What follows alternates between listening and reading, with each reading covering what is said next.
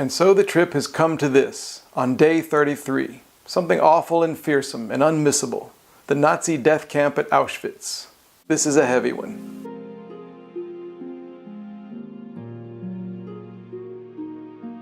Hi, I'm Jeremy. Thanks for watching.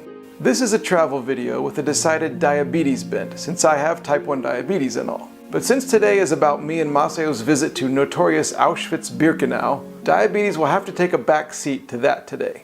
And there is nothing I can say that hasn't been said a million times before about the place and its history. So really, all I'm going to do is describe our getting there from Krakow, talk about what we saw, and mention what happened with my blood sugars along the way.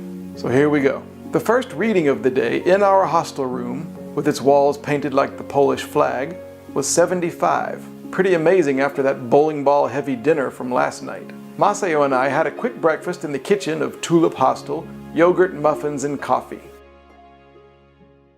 There is a town about 90 minutes by minibus from Krakow whose Polish name is Auschwitz. It was going to be a challenge saying this to the lady at the bus ticket window, but I'm sure she hears all sorts of pronunciations, especially the German name of the town, Auschwitz. We generally shy away from package tours and like to make our own way. I'm glad we approached Auschwitz like this, just a nondescript little van motoring through the bleak, overcast Polish morning. I don't know if the others on board were tourists also. Some may well have been traveling to the Auschwitz area for mundane family reasons, for all I know. We were dropped off at a small bus shelter on a back road behind Auschwitz I. This is the smaller of the two sections of the site. It housed administration buildings and was a Jewish prisoner processing center.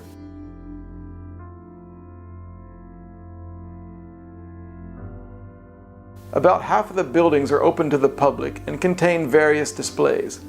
All of them are shocking, bewildering, and effective at communicating the mass scale of the inhumanity, to use one of many inadequate words, whose echoes still haunt the air and the barren trees over Auschwitz on a chilly November day. The first thing you see, of course, is the infamous gate reading Arbeit macht frei. We've all seen this a million times in photos. It's unnerving to be standing right under it, and nothing like looking at photos, or even YouTube videos. I always say that the internet doesn't really shrink the world. You still have to go and see it for yourself. Many of the displays are collections of one single type of object. Prisoners' uniforms, lined up and marching towards death, their occupants already gone. Piles of gas canisters used to kill hundreds at a time. Suitcases, brought by prisoners from all over Europe. Human hair, shaved from the Jewish men, women, and children who were sent here for no reason. Their confiscated shoes.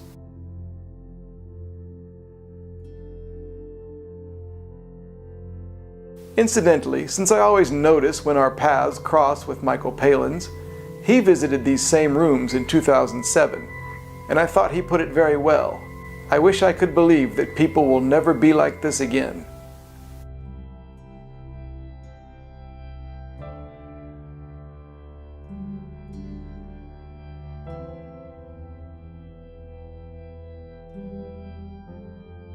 An especially pitiful part of Auschwitz I is this, the death wall.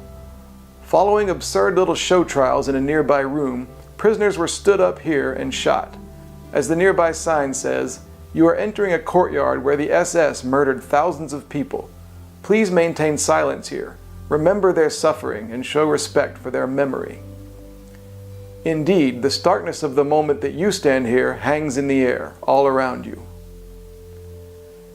After looking at the walls of prisoner photos, all shaven, confused, and frightened, some frames with flowers left by visiting family members, we saw the actual gas chambers at one end of Auschwitz I, where the prisoners were marched in large groups to be killed.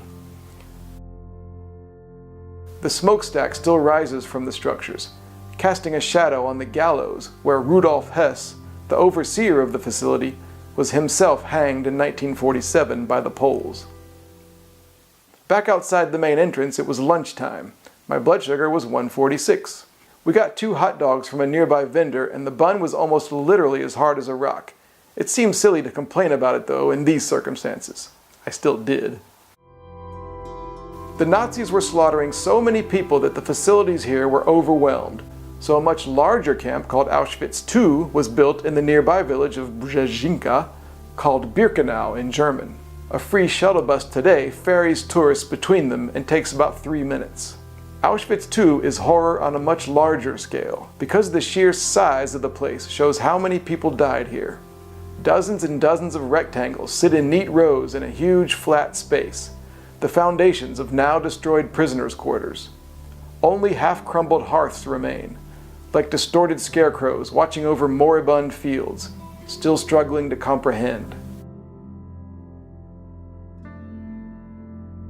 I've seen photos of Auschwitz and Birkenau taken on sunny days, and since my own trip here, they have always seemed incongruous, because the oppressive, foggy, miserable weather here in November was, I felt, entirely apropos. Here, the long single train track extends from the entrance all the way past the barracks to the back of Birkenau. Prisoners, often not quite understanding what was happening, were ordered to disembark.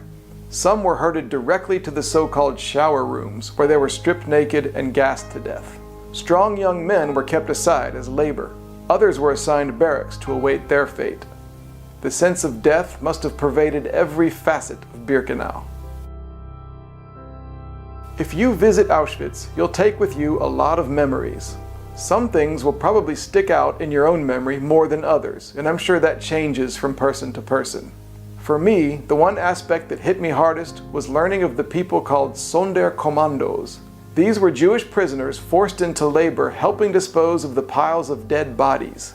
They couldn't refuse, of course, without being killed instantly themselves. Suicide was the only way out. Sometimes they found family members or friends in the piles of corpses, and still they labored on.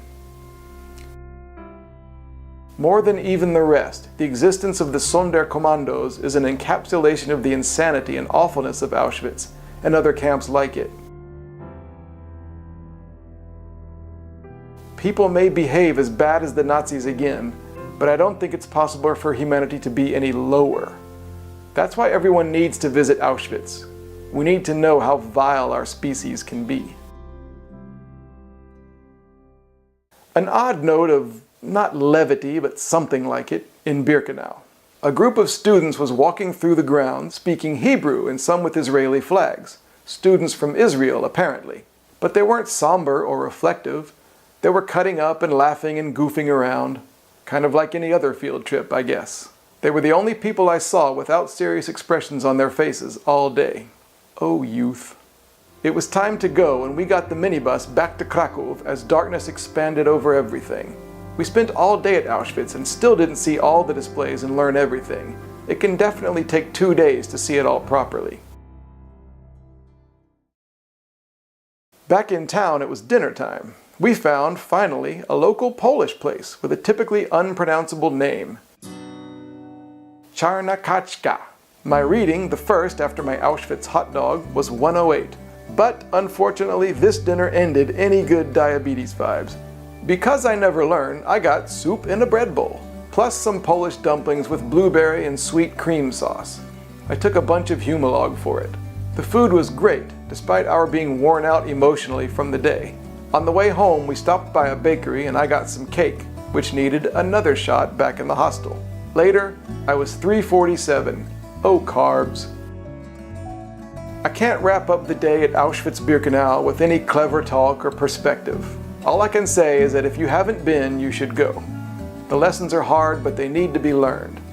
The scale of the awfulness is enormous, and not that many decades separate it from today. Go yourself so you know what should never happen again.